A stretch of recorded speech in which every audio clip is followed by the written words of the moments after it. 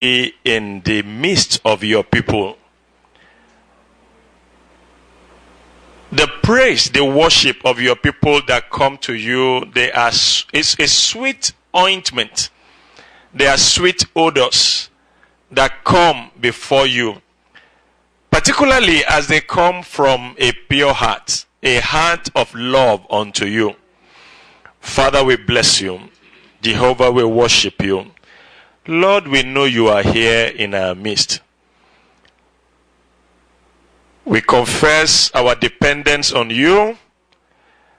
We say, let your word come to us tonight in the name of Jesus. And let that word profit us. Let it bless us to the glory of your name. In Jesus' name we pray. Amen. Praise ye the Lord. Hallelujah. Yesterday we looked at the city of God, and we said we are the city of God, and the Bible says glorious things are spoken of us. Elsewhere the Bible says we are beautiful in the situations in which we find ourselves. The joy of the whole world is Mount Zion, who are the people of the Lord. We are God's people, and we are on a journey. He is working his purposes out in our lives. There shall be a fulfillment in the name of Jesus. As the name of the Lord is Alpha and Omega, there is nothing he began that he was not able to complete. The work of perfection that is working out in our lives, as he began it, he will complete it. Amen. In the name of Jesus. Amen. We are going to be looking at the topic today, the just shall live by faith. Amen. Hallelujah. Amen. I'm sure that's a very, popular, very common, thought. Hallelujah. But we're going to believe God for more insight into even this topic. In the name of Jesus. Let us open our Bibles to the book of Habakkuk.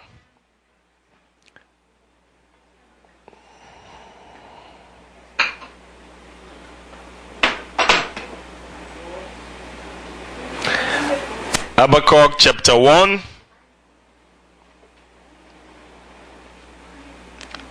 Starting to read from verse 1. Are we there? Says, the burden which Habakkuk the prophet did see. And this is a cry of the heart. O Lord, how long shall I cry, and thou wilt not hear? Even cry out unto thee of violence, and thou wilt not save. Why do you show me iniquity, and you cause me to behold grievance? Spoiling and violence are before me, and there are that raise up strife and contention. Therefore the law is slacked, judgment doth never go forth. The wicked doth compass about the righteous. Therefore wrong judgment proceeds. Hallelujah. And then there is a response from God. Behold you among the heathen, and regard and wonder marvelously.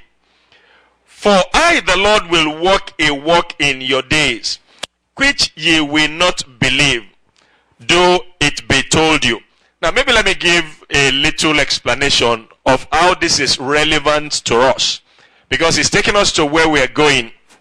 Here, we see Habakkuk as a man of God, looking upon the things that were unfolding around him. And it's like, I have known sorrow. I have known weeping. And why am I weeping? Why am I sorrowful? When I look around, I see violence. I see iniquity. I see grievance. I see spoiling. I see violence. I see so many things. I see strife. I see contention. And if I were to ask you, if you look upon the earth around at this time, is it a different picture from this? You know, because you read the Bible and the Bible says, the knowledge of the glory of God shall cover the earth as the waters cover the sea. But the question is that the reality at this time? Of course, we can say there are many Christian churches and there are many people who will tell you they are born again. But if you really say you are looking for righteousness, the fear of the Lord, those who are walking in the light of God, you will say maybe the percentage will be 10, maybe 20% of those who are on the earth. So if you were to say what is the average of what is going on, you will say it is majority of violence, you know, spoiling, grievance, all manners of terrible things going on. And then you ask yourself, will the counsel of the Lord ever come to pass? Will God's word come to pass? And then God says, a people shall not be moved by the things they see. Because God can change things very rapidly. He can bring his will to come to pass. We are not a people that judge by the things we see or the things we hear. Hallelujah. You know, Isaiah 11 says, when the Spirit of God comes upon him and by extension flows unto us, it will be the spirit of wisdom, the spirit of knowledge, the spirit of counsel, and he will make us of quick understanding in the knowledge of God. And what will be the result of that quick understanding? We will not judge by the things we see, by the things we hear. But there will be a discernment. The word of God will be the driving force in the things we do. Hallelujah. So if God says, this is what I do, and we look around and the things we see are contrary, who will we believe? Bible says, let every man be a liar and let God be true. Hallelujah. God responds and says, behold, I will walk a walk in your days, which you will not believe, though it be told you. As it was relevant during the time of Habakkuk, it is also relevant in our times. That whatever it is we may be beholding, even in our personal lives, as we go to God and say, God, it is not your nature. These situations, they do not speak of you. His response will be as he responded to Habakkuk. Believe me, I will walk a walk in your life, in your days, in your circumstances, in your situations, that if it were told you, you will not believe. Hallelujah. You know, in chapter 2, Habakkuk, you know, it takes the discussion further. He says, I will stand upon my watch and set me upon the tower. I will watch to see what he will say unto me, and what I shall answer when I am reproved. And the Lord answered me and said, write the vision, make it plain upon tables, that he may run that readeth it. Hallelujah. The vision is yet for an appointed time. At the end it shall speak. It shall not lie. Though it tarry, wait for it. Because it will surely come. It will not tarry. That will sound like contradiction. It will not tarry. If it tarries, wait for it. It can only tarry by man's reckoning, by man's calculation. God, I have been expecting you. You should have been here. You know, we mentioned that much yesterday. You know, the sisters of Lazarus said, Jesus, where were you? You said you are this man's friend. You waited for him. He died. First day, second day, third day. Is that place so far? You could have been here much earlier. If you had been here, he would not have died. But well, we know one day, he will, you know, it will rise again. It will resurrect. And Jesus laughed. Now, what are you talking about? You know, death is in my hand. Life is in my hand. I determine what happens. I am the resurrection. I am the life. When I speak life, a situation changes. Hallelujah. So, the vision is for an appointed time. At the time it is supposed to come to pass, it will come to pass. It will not tarry. It might tarry by your understanding, but it will not tarry by the planning of God. Hallelujah. So, don't get tired. of waiting for the fulfillment of the vision. Hallelujah. It will surely come, it will not tarry. He says, behold, his soul which is lifted up is not upright in him, but the just shall live by his faith. Hallelujah. The just shall live by his faith. I was mentioning yesterday that one of the things the Lord laid upon my heart as I was coming is that he desires life in the midst of his people. His sons, his daughters must be carriers of life. Everywhere you go, the life of God must flow through. You know, there's a song we normally sing. I have the life of God in me. I have the life of God in me. I have the spirit of the Son of God.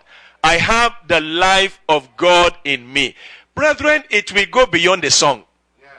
It must become a reality. Because the world has been looking at you and they've been wondering about you. You've been carrying Bible and telling them that there is a life that is available in Christ Jesus. And they are watching. Hallelujah. Like we said yesterday, the Bible says when the Lord turns the captivity of Zion, you know, we were like a people who were dreaming. Then the heathen said, the Lord has done great things for them. The Lord has done great things for us. Hallelujah. Whereby, you know, we are made glad. The Lord will do great things in our lives, in our situations, in the name of Jesus. But the key issue is the vision is the vision of perfection. A people who will have the attributes of the Lord Jesus Christ. The Lord Jesus Christ is the first son, and he has brethren. Hallelujah. Now we're going to move to Hebrews 11, because that's where we are going to be looking at Hebrews 11 and Hebrews 12 today. That's where we will be looking at what the just living by faith is all about. You know, Hebrews 11 has been a chapter that many have read, and a lot of times I've heard so much said about faith. Now, what is faith? And many will tell you, faith is, I need a child, I go to God and I receive a child. And I will say, you are not wrong. Oh, I need another house, and I go and collect another house. That is also faith. I need more cars, and, you know, I go to God, I exercise faith, and I receive them. So, but if the word of God says the just shall live by faith, what exactly is God saying? There is a life that is man-centered, and there is a life that is God-centered. In our walk, our beginning of our walk with God, we may be man-centered. But as we progress along the way, we begin to take the focus off ourselves, and we begin to look at him. And maybe let's look at that. Hebrews 11. It says, now faith is the substance of things hoped for, the evidence of things not seen. Hallelujah. For by it the elders obtained a good report. So faith is not about receiving the next thing you want to receive. It's about receiving a good report, about pleasing God. Hallelujah. Faith is the substance of something revealed, a vision revealed, and that which fires you, that which motivates you, that which moves you in the pursuit of that which has been shown to you. Hallelujah. Maybe let me give you a little bit of a practical illustration. Before I left Nigeria, I was talking to God, and it's like, I'm going to the US. And there aren't farm arrangements. I knew I was going on holiday, but I also knew I was going on more than a holiday. So, as we were preparing to leave Nigeria, I was in touch with the brethren in Houston. And they got in touch and said, okay, it would be good if we were able to have a few meetings. But before I left Nigeria, there was an understanding in my heart that I'm supposed to be in Atlanta. But then I had not been in touch with anybody in Atlanta, and no arrangements were on ground.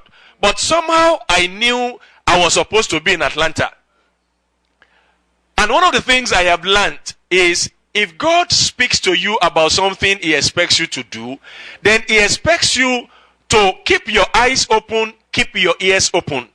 A lot of times we make the mistake, if it is God, then he will come and bring it to me where I am. If he doesn't do it, then it is not him. No. A long time ago, God had taught me that I can show you this is what I want to do. And I'm not, like I said, I'm not talking about the next pair of shoes and clothes. There is a level at which that is important, but I'm not talking about that. I'm talking about the place of ministry, ministry to God, the service of God, being where he wants you to be, doing what he wants you to do. Even in things like that, you occasionally will need to make the necessary move to have that which he wants to do fulfilled.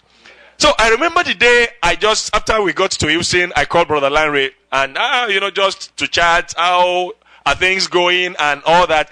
And before he knew it, the thing slipped out of his mouth that, it might not be a bad idea if you were to come. Now, that was the lead I was waiting for. That, okay, now I could say, well, he has mentioned it, let him go and make it happen. But it never works like that. You still follow up. Now, that discussion we had, how do we make it, come to pass? A few discussions were held. Eventually, I am here. Now, if I wasn't sure God wanted me to be here, now my being here, I am certain that God wanted me to be here. I don't know if you're getting what I'm saying.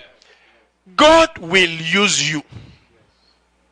Nobody is ever too small to be used of God. Whatever He will work out in your life, as you move, He never tells you the total story. I left Nigeria, I had a witness, I will be here. But were the details in place? No. Were the arrangements in place? No. Did I know how it was going to work out? But it is not the first time. I'm just using this as an illustration. That if God wants something to happen and you are open, He will make it happen. He can open doors. Maybe let me give a second illustration. I remember some years back, about 3 or 4 years ago, I was in Aba and I had been told we needed to go to Togo for, a conference there.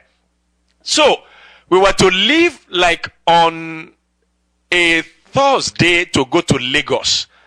I was in Aba to be able to go on Friday for the program. Out of nowhere, an appointment came up in Aba. An appointment I could not do anything about. I was called, you had to be at this meeting and there is nothing you can do about it, you must come. So I went home and I sat down. And my first reaction was, well, God, I want to go to Togo, but this thing has come, and as it has come, there's nothing I can do. So it's not my fault that I am not going. And then God responded and said, are you telling me there is nothing you can do to make it happen that you will go? So I went back and sat down. I picked my phone and called the person who made the appointment.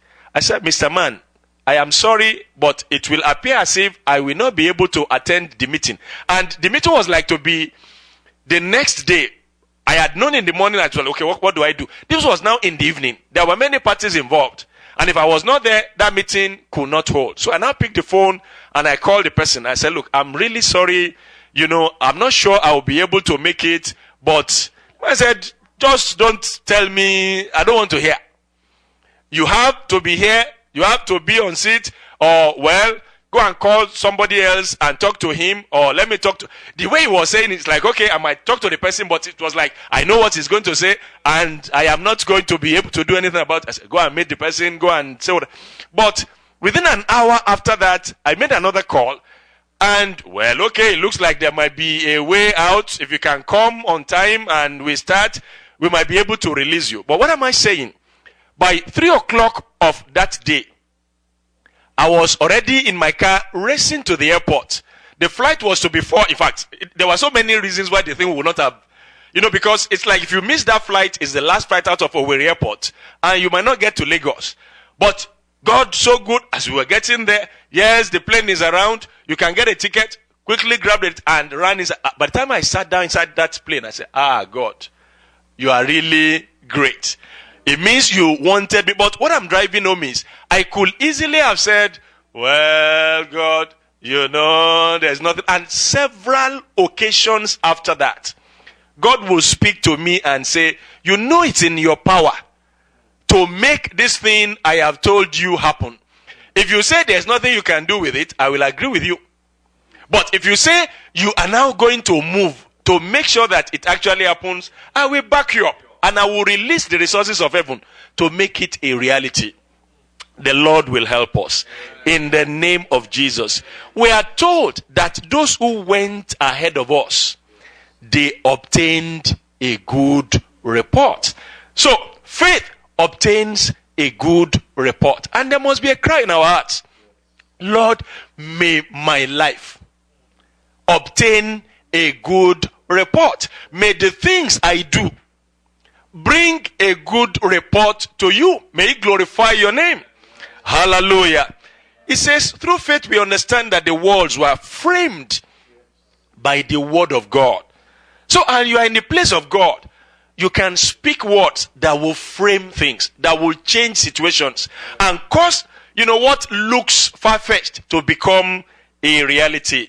It says, so that things which are seen were not made of things which do appear. Things unfold, things happen, which before never had an existence. I want us to look at a few of the people mentioned in this story, because their lives are like a pattern for us to follow. We'll start with Abel. It says, by faith Abel offered unto God a more excellent sacrifice than Cain, by which he obtained witness that he was righteous, God testifying of his gifts, and by it he being dead yet speaketh. So Abel found himself in a place where he needed to make a sacrifice. There were two of them. Abel was to sacrifice, Cain was to sacrifice. Cain's offering was unacceptable to God, but Abel's own was acceptable. Hallelujah. Now, for me, that's about searching our lives. One of the things I told myself is I am not going to use any man as a standard in the things that I do. Okay, brother X has not done this, sister Y has not done that, and that's the reason why I will not do what? No. Every man is running his own race. At the end of the race, every man will be asked to give account of how he has run the race. For me, the focus is I must obtain a good report. I must please God. You must please God in the things you do. Abel offered a more excellent sacrifice. One can get into the details. The Bible says Cain offered of the things of the earth. Abel offered an acceptable offering. He killed an animal, offered blood. But the key issue was that God made it clear to Cain that what you have offered is unacceptable. And rather than go home and look at it and repent, he got angry. You rejected my own. You accepted Abel's own. Why did you accept Abel's own? It wasn't about Abel. It's about you and God. If God says that you have done does not please me, what is required is repentance. So the key issue is, God, let that which I offer unto you, let it be acceptable unto you. One of the greatest joys that we can have in life is the joy of knowing we are approved of God.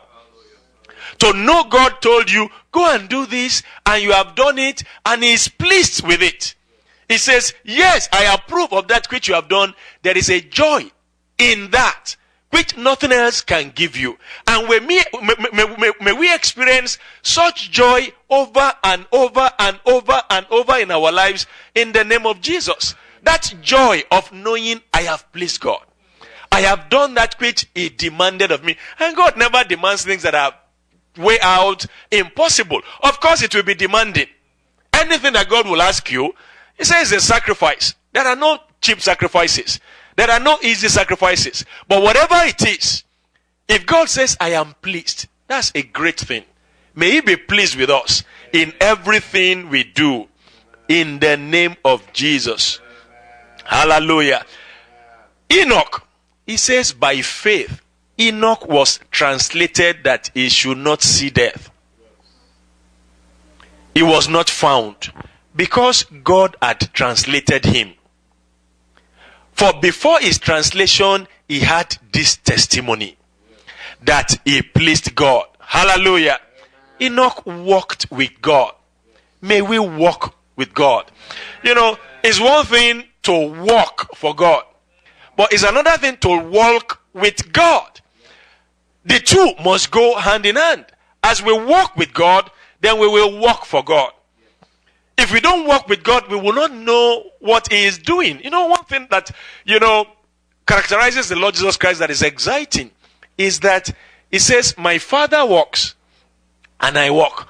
All these things I am doing. The impression I have is that every morning He goes to God and says, God, can we discuss today's program? Who is going to meet me? What are we going to do? And God will say, okay, you might run into about 5 people. 2 of them I want you to minister to. I hope you understand what I'm saying. It's not everybody the Lord Jesus Christ met that He healed. He went to that pool. There were many people there. He just went to one, ministered to him, and left the place.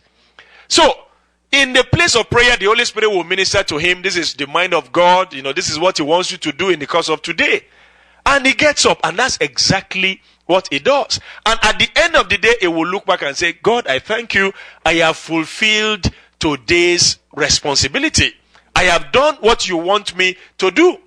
Hallelujah. So we must never run ahead of God. And we must not draw back. God is ahead and you are very far behind. God says, oh, come now. Why are you foot dragging? No. We must walk with God. Enoch walked with God. And he was not found. He had this testimony that it was translated because he pleased God. May we please God. He says, without faith, it is impossible to please Him. For he that comes to God must believe that God is. Somebody will look at that and say, oh, well, but we all believe that God is. No, we don't really believe that God is. You know why? Most times we look for solutions to our problems before we remember God is there. If you really believe that God is, you will go to Him every time there is a problem.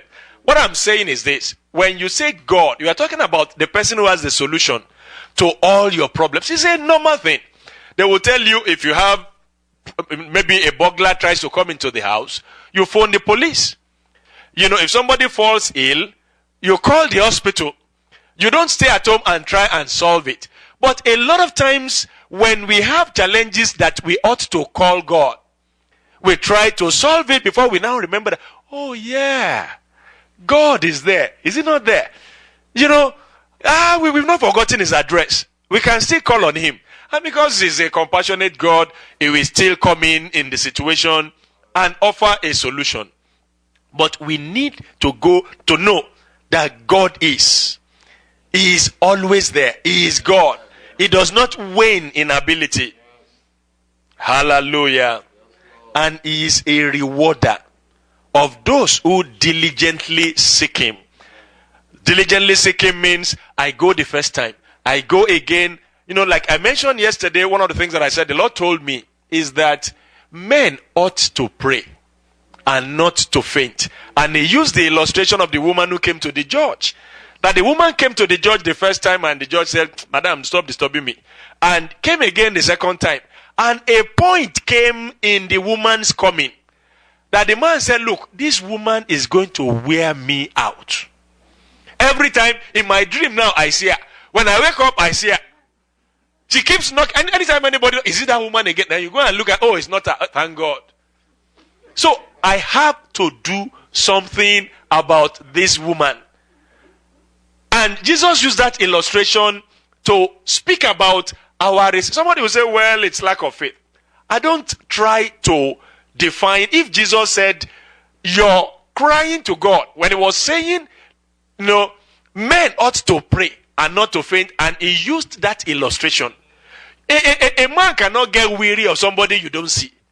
One of the things I learned some time ago, some businessmen from a part of the world, I won't mention the name, are very aggressive in the way they go about business. I remember one of them coming from a place almost 50 kilometers away and drove into my office and came and knocked. I said, Mr. Ajay, I was just passing by your office.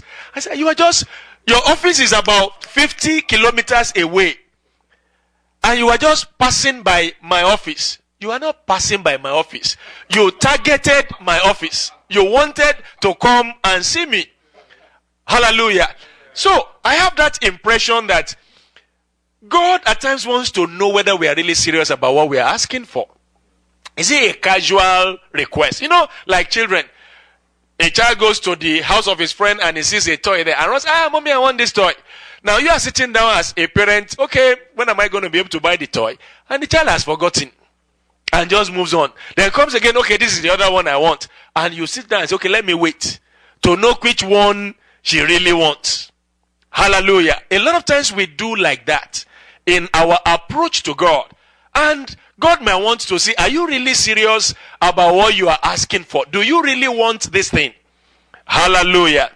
Men ought to pray and not to faint. Hallelujah.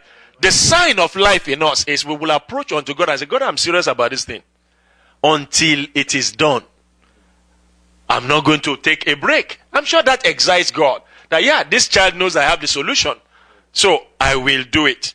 Hallelujah. Without faith, it is impossible to please God. Without faith in Him, without confidence in Him, without approaching to Him, we will not please Him. But he who comes to God must believe that He is the ultimate solution. And He rewards those who diligently seek. So, He might not reward those who casually seek Him. That's what it's saying. Because the Bible says, those who diligently seek Him, there must be diligence in your seeking of Him. So if God looks at you and doesn't see the diligence, oh, this one is not serious about what he's asking for, the Lord will help us in the name of Jesus. It says, by faith, Noah was warned of God of things not yet seen. Hallelujah. God told him rain is going to come. And there had not been any rain before then. And Noah went and met some people that God told me that it is going to rain. And I'm sure that they must have told him that you must be a madman. God told you it's going to rain. What does rain look like? Have you ever seen it before? And faithfully, he kept telling them, God has said it will rain. God has said it will rain. And he began to build an ark for the saving. Now, I'm sure that's, it's like is it a parable? There's a word. Is it an allegory or something? Something that speaks of, a message even for those in the future. There are things that God has said will happen, as we will read here. That I will shake the heavens, I will shake the earth. There's a shaking that is coming because it is the word of God. And the account says Noah built an ark for the salvation of his family. And that's part of the challenge we have. We have a responsibility to ourselves, to our families, to teach them, to build an ark, as it were, a place of refuge, a place of protection, to let them know in this world, if you are going to be safe, the Lord Jesus Christ is your only hope. Is your only place of protection. Outside of Him, you are on your own. Hallelujah. May we be faithful. In the name of Jesus. He said He prepared an ark to the saving of His house, by the which He condemned the world. I'm sure those who were destroyed, none of them will be able to say, but this man did not tell us. Because for years, faithfully, He was telling them, and they were laughing at Him. Crazy man. He's talking things that are out of this world. But the word of God will come to pass in the name of Jesus. Hallelujah. Yesterday we mentioned the example of Abraham.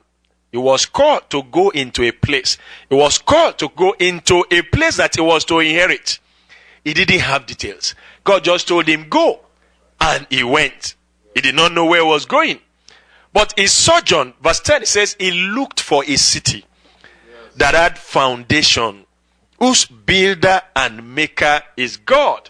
Hallelujah. Every time I look at this, I'm excited because really it opens a, you look at Genesis 11 and you look at Genesis 12. Genesis 11 is about building a city, making a name, building, three things principally. Making a name, building a city, and building a tower. Now, let me just quickly touch those three. building a city is a place of protection. For those of us who live in these modern times, we will not appreciate the value of a city. But in those days, when you say, but even in Nigeria, some of us who know a little bit of the history, if you go to the north and they say Kano City, you are not speaking of an open place and, it's an enclosure, a defensed place. When you say Kano City and you go there, you see a fence round the place. So, when men talk about building a city, they are talking about a defense structure. There are travails in life. There are challenges in life. How do I protect myself against all these travails? Hallelujah. And men find solutions. Oh, go to the stock exchange. Oh, invest in this. Do that. They are very wise. But who is at the root of it? If it is God that is advising you, then that is okay. But if you are doing it as the world is doing it, then there can be a big question mark. Because anything you build on the wisdom of the world, when God shakes what is going on there, you will be a part of it.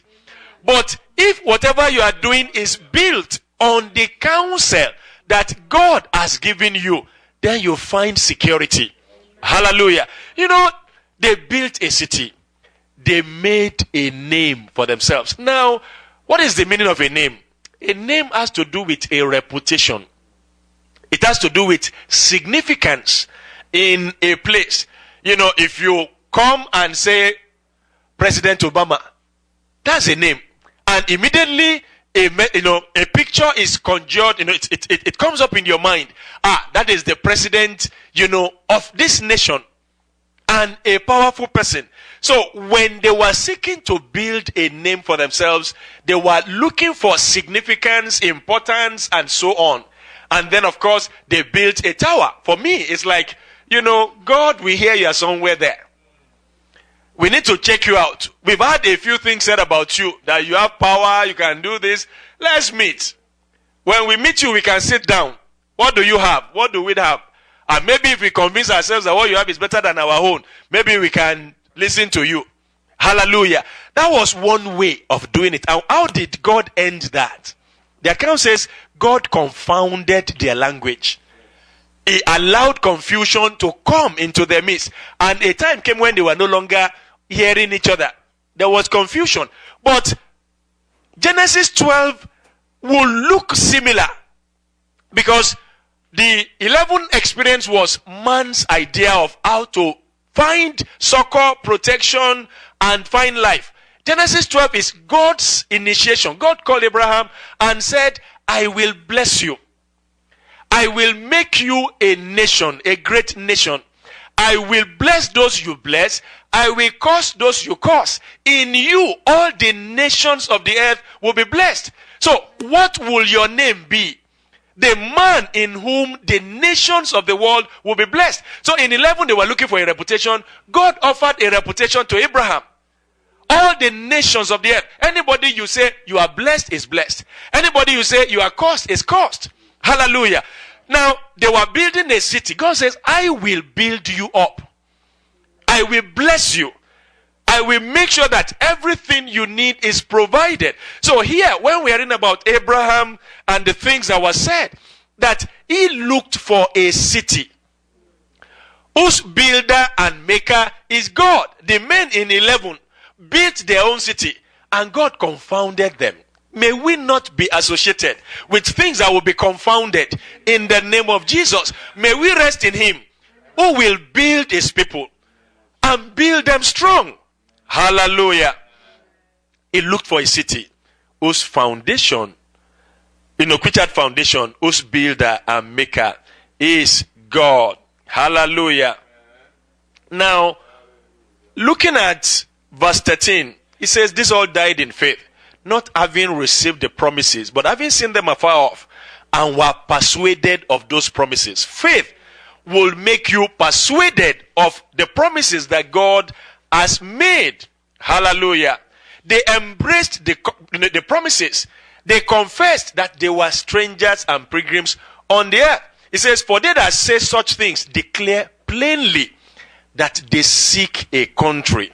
And truly, if they had been mindful of that country from whence they came out, they might have had opportunity to have returned. But now they desire a better country. You know, Genesis 12 is about desiring a country that God is the builder. May we ever desire that which God is building, even a heavenly country. Wherefore, God is not ashamed to be called their God, for he had prepared for them a city. Hallelujah.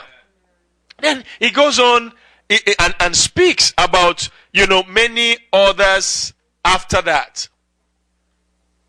23, he says, by faith, Moses, when he was born, he was hid for 3 months of his parents. They saw he was a proper child. They saw there's the hand of God upon this child. There's a purpose for this child.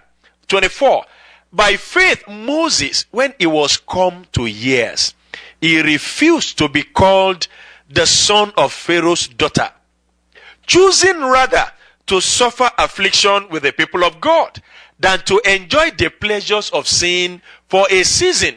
Hallelujah. There are times in our lives when God will expect us to take a stand. Moses was destined to be the next Pharaoh. Great potential, great learning. But he had to decide. Do I align with the purpose of God? Or do I align? I'm sure his name would never have been heard if he had just gone on and fulfilled, the natural potential he had. But he decided, from what is written here, that I would rather please God than please men. And at the time appointed, God called him. That, okay, Moses is time. And God used him to lead Israel out of Egypt to where he had in mind for them. Hallelujah. May we be found ready when the call of God comes upon our lives. When God will make demands of us, may our response be positive in the name of Jesus. 26 says, esteeming the reproach of Christ greater riches than the treasures in Egypt. We're saying having the mind of Christ. Let this mind be in you, which was also in Christ Jesus.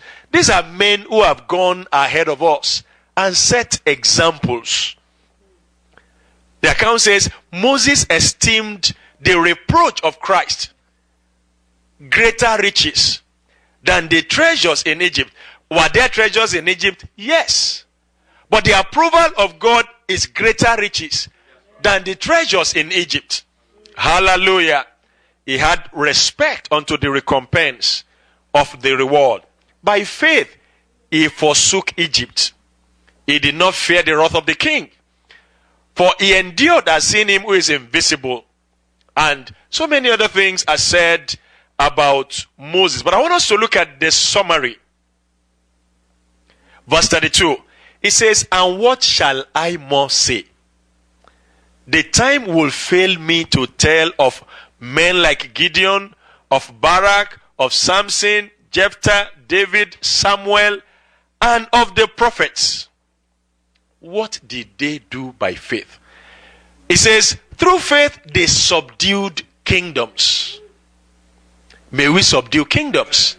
Whatever kingdoms it will reveal to us, may we subdue them in the name of Jesus. By faith they wrought righteousness. By faith they obtained promises. They stopped the mouths of lions.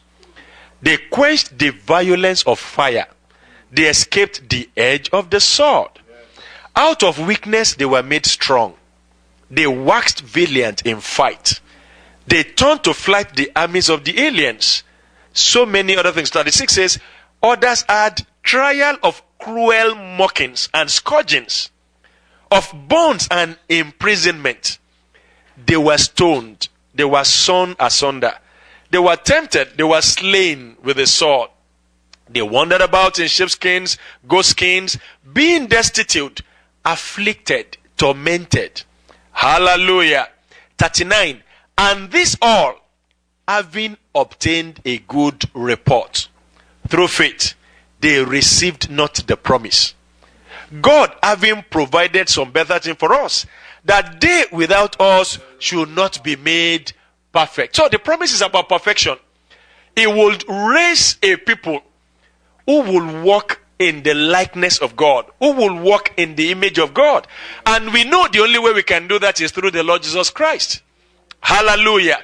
So this forms a background for Hebrews 12. It's like you've seen others who have paid a price for what they believed in. So Hebrews 12 says, wherefore seeing these men are looking. You know, one of the things I've looked at is, I even look at the Acts of the Apostles. The beginning of the work of the God, that's after the Holy Spirit came down among the apostles and the things they did. They were beaten, they were in prison. All manners of things happened to them. And I look at us at this time, and at times our attitude is like, I don't want any inconvenience, so if this thing becomes too difficult, we make we leave them. And it can't be like that. Because the question then will be, are we asking for the same glory? If we're asking for the same glory, how would they look at us? Okay, these ones are a bunch of, what's the word to use now? The Lord will help us. In the name of Jesus, there will be grace to help us to fulfill what God has called us to do. It says we are compassed about with so great a cloud of those who have laid down their lives. Those who have seen this vision and they have desired it. They have pursued it. And God has assured them, don't worry, you are on course. But there is a company that are in the making. And they are not made of lesser material. They are not made of inferior grace. So they will fulfill the will of God. In their circumstances, they will not fail. In the name of Jesus. So it's like receive encouragement. Because others have gone ahead of you. And they have done great things. For God, let us lay aside every weight. Let us lay aside all the things that weigh us down. Let us run with patience the race that is set before us. Hallelujah. There is a race that is set before us. There is a journey we are on. It's a long distance journey. A lot of stamina is required. A lot of boldness. A lot of encouragement. But God is saying, I will encourage you. When you look at the lives of the others who have gone before you, don't say, I am going through something nobody has ever gone through before. That will make you laughable. What are you going through? What have you seen that others have not seen? You've read their account. People were sown, people were slaughtered, all manners of things happened to them, and they kept on going. They did not give up. Hallelujah. Amen. Verse 2, looking unto Jesus. Jesus is the ultimate example for us. Hallelujah. He is the author and the finisher of our faith. Hallelujah. Now it says, for the joy that was set before him, he endured the cross. Now let me ask you, what was the joy that was set before the Lord Jesus Christ? Let me ask, have you ever thought about it? The account says there was a joy that was set before him. And for that joy, he endured the cross. It wasn't the cross. The joy was not the cross. You don't enjoy what you endure. Hallelujah. So what was that? Which was the joy before him? The joy of seeing you becoming like him. Before him, he was the only begotten, the only Son of God. And God has always desired a bride for him. Maybe let me put it that way. Because if you just say, okay, Jesus was the first Son of God, and through him other sons are to come. Most times we don't care too much about our brothers. A lot of times we've been in competition and pushing ourselves growing up. So what's so special about my brother that I will endure the cross? But maybe let us look at the church as the bride. If you were to look at the church as the bride of the Lord Jesus Christ, now that changes the picture entirely. You know, because I remember that before I got married, I remember the time I was, still visiting my wife to be. It wasn't casual. It wasn't a casual relationship. I will remember that when I would take her from the place where I am working and I am going there to go and see her, my heart will just be beating. This person, why is she so special? Why is she so different? After all, there are all manners of women all over the earth. So what's so unique about her? And then when you see her and you are looking at her, and she's just a woman.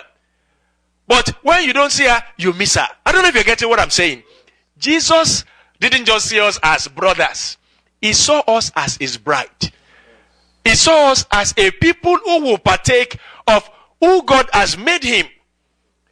And that was exciting to him.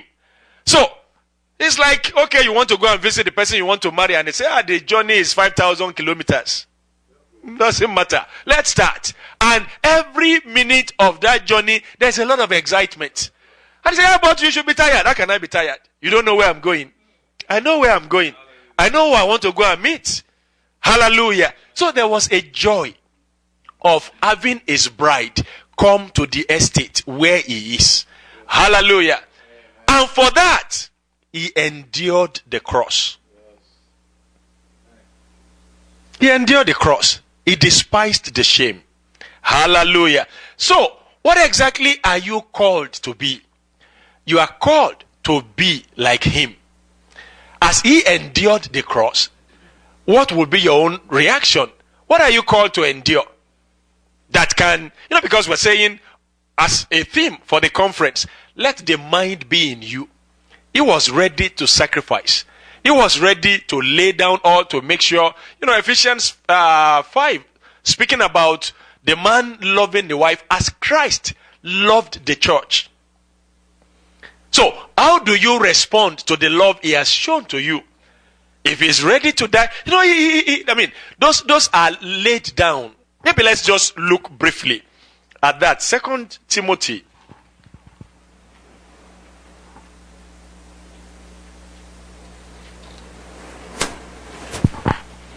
2 Timothy chapter 2.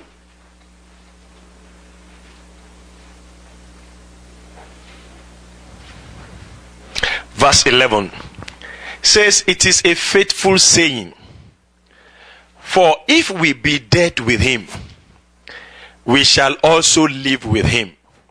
A lot of times we will rather live with him without the dying with him. But he says, for you to live with him, you have to be ready to die with him. He says, if we suffer, we shall also reign with him. So, will I not like to reign without the suffering? Will I not like to live without the dying? But one precedes the other. If I die, then I will live. If I suffer, I will reign. But it's very clear. If we deny him, what will happen? It's clear. You don't need any prophecy to tell you that. If we deny him, he also will deny us. And may he not deny us. In the name of Jesus. He says, if we believe not, he abides faithful. He cannot deny himself. Hallelujah. So back to that place in Hebrews 12. He endured the cross. He despised the shame. And he sat down at the right hand of the throne of God. Hallelujah. So, in the light of this, what does God expect of us?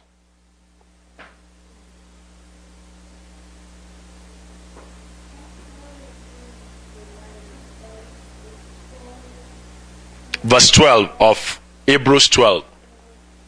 It says, wherefore, lift up the hands that hang down, and the feeble knees. Speaking about time in God's presence and the place of ministry. Make straight paths for your feet, lest that which is lame be turned out of the way, but let it rather be healed. Follow peace with all men, and holiness, without which no man shall see the Lord. Looking diligently, lest any man fail of the grace of God, lest any root of bitterness springing up trouble you, and thereby many be defiled, lest there be any fornicator or profane person as Esau, who for one morsel of meat he sold his birthright. For you know how that afterwards, when he will have inherited the blessing, he was rejected. He found no place of repentance, though he sought it carefully with tears. Hallelujah. Let us not allow temporary comfort to make us miss an eternal blessing. Let us not be like Esau. Every time I read the story of Esau, I just feel what a shame, what a great loss. He was the one in line. Firstborn to come into what God had promised. And I'm sure, because when you really look at it, you realize that Abraham must have been around at least 15 years after the two of them were born. And knowing the way God had spoken about Abraham, I am sure Abraham will have sat both Esau and Jacob down and spoken to them. How God visited him, how God blessed him, how God talked to him, even the circumstances of the marriage of their mother and how they were born. But the account says Esau did not put value on, oh, please don't tell me that. I'm not interested. We are here. We are living now. Times are tough. You are telling me of a time in the by and by. When is that one going to come? Solve my problem now and I'm okay. I'm ready to go. And Jacob will sit there and be hearing, is that so? God will do this. He will do that. He will make, of your seed as the stars of heaven. He will make of your seed as the sand on the seashore. He will make your seed possess the land. That sounds exciting. I love that. And one day, Esau came. Hey, I'm hungry. I know you've always been hungry. Hunger has been the one driving you in everything you do. You have something that I'm interested in. I'm ready to pay you. Name your price. My price is not much. Just give me something to eat now. And I will dash you. They keep telling me this birthright, this birthright. What's so special about the birthright? I don't need it. So, let me have it since you don't need it. And Jacob collected it. And he thought it was just a... May we not sacrifice that which is important in our lives in a moment of carelessness in the name of Jesus. Because he thought it was just what's so special about birthright. I don't need it. I can work for myself. Why do I need to get any inheritance from my father? And then the account says when, Isaac had blessed Jacob and Esau came and the man said, I'm sorry. You are going to serve him. I'm sorry, I have nothing else to give you. The account says he wept bitterly. He wept bitterly. And here we are told that it was late at that time. Hallelujah. Says, that afterwards, when he will have inherited the blessing, he was rejected. May we not be rejected in the name of Jesus. Say it was too late for repentance. Man says, look, I'm sorry. I cannot recall. I cannot call back what I have said. It's gone and he has received it. Nothing. The Lord will help us in the name of Jesus. Hallelujah. Let us read from verse 18. Every time I read it, it's so exciting. It says, you are not come unto the mount that might be touched. There are several ways that can be interpreted, but one way I choose to interpret it is, there is a mountain that God is calling you to. It's not a physical mountain. It's not a physical thing. Anything that is physical is just temporary. But it's a placement in God. It's in the realm of the spirit. It's a spiritual accent. A place of the glory and the power of God. You are not come to a physical place. A place that burns with fire and blackness, darkness, tempest. The sound of a physical trumpet, the voice of words. That happened in Sinai. For they could not endure that which was commanded. And if so much as a beast touch the mountain, it shall be stoned or thrust through with a dart. So terrible was the sight that Moses said, I exceedingly fear and quake. That was an earthly glory. There was a physical visitation. God descended on the mount and the place was shaken. And everybody said, please, tell God not to come again. That was exciting, but it was a fading face. But what you are come to is more glorious than that. A physical one shook. But this is much more glorious. Hallelujah. That is what God is calling us into. He says, but you are come unto Mount Zion. That's where we are come. Hallelujah. To the city of the living God. The heavenly Jerusalem.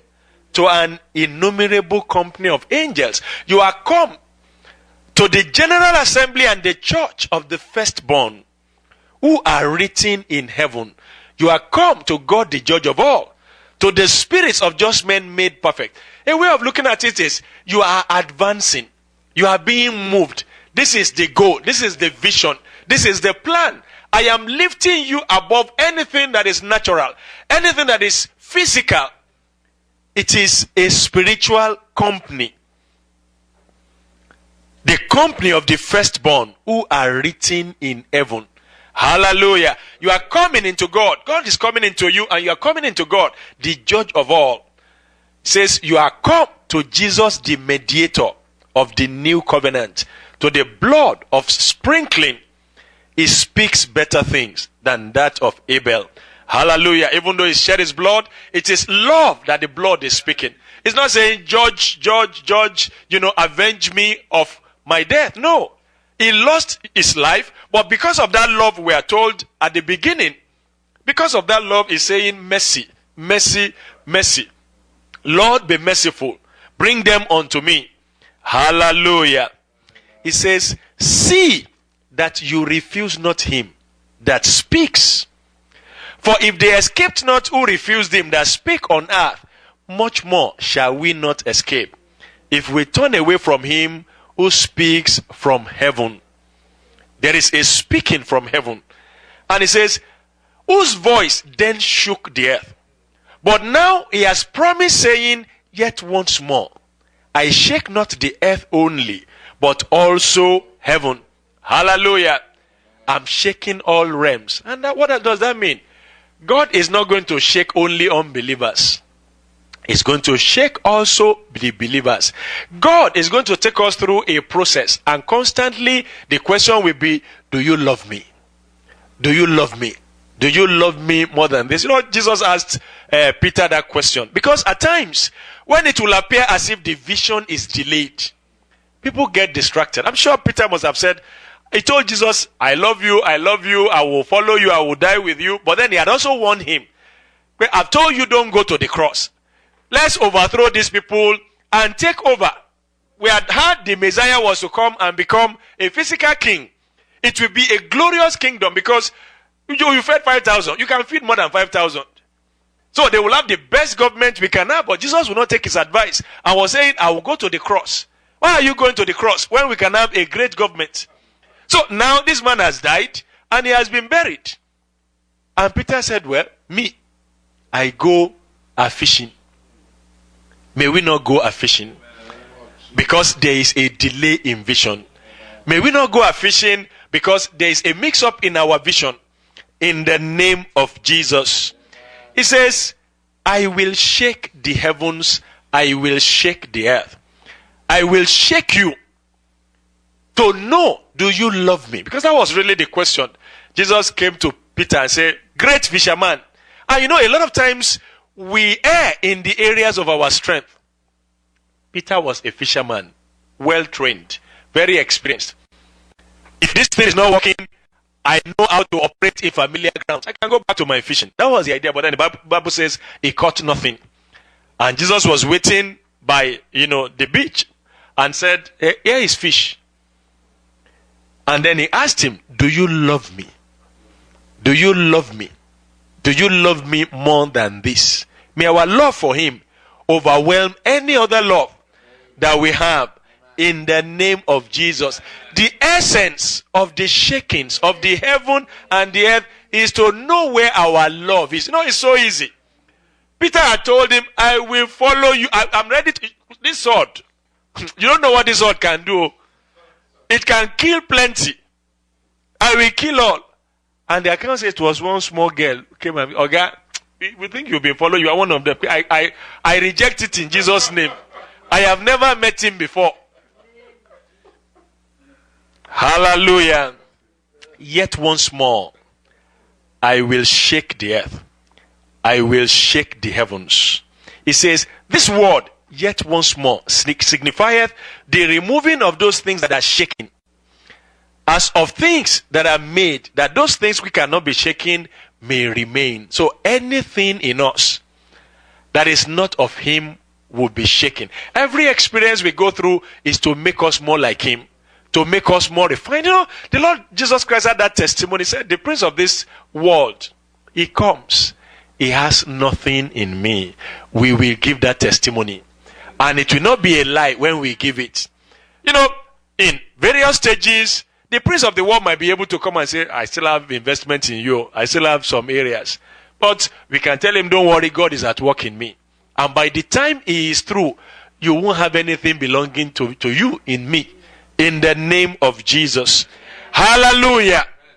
Says, I shake so that nothing that can be shaken will be left. Wherefore, we receiving a kingdom which cannot be moved, let us have grace, whereby we may serve God acceptably with reverence and godly fear. That's the goal. Serving God, receiving a good report, pleasing God. That's what faith is supposed to work in our life. And there must constantly be, God, I desire to please you. I desire a good report. I desire to do your will. And like we're told here, to serve God acceptably to him, with reverence and godly fear. Hallelujah. For our God is a consuming fire. He will burn everything that is not like him in our life. Not the consuming fire as it relates to us is not to consume us. No, to consume anything that does not look like. Because out of his love for us, he will consume everything that is not like him in our lives, so that our praise, our worship may please him. Hallelujah. I want us to bow our heads as we begin to talk to the Lord. The Bible says the just shall live by faith. And faith is about pleasing God. We shall live, we shall find life in obtaining a good report. Find life in pleasing God. Being approved of him, serving him acceptably, serving him with reverence, walking with him like Enoch did. Hallelujah. The Bible says without faith it is impossible to please God. For he or she that will come to God must believe that God is. And like we said, that means God is the final authority. He has the final say. And he is a rewarder of those who diligently seek him. We must diligently seek him. Lord, what is your will? What do you desire? I am open. I am available. Let my life please you. May our lives please him in the name of Jesus.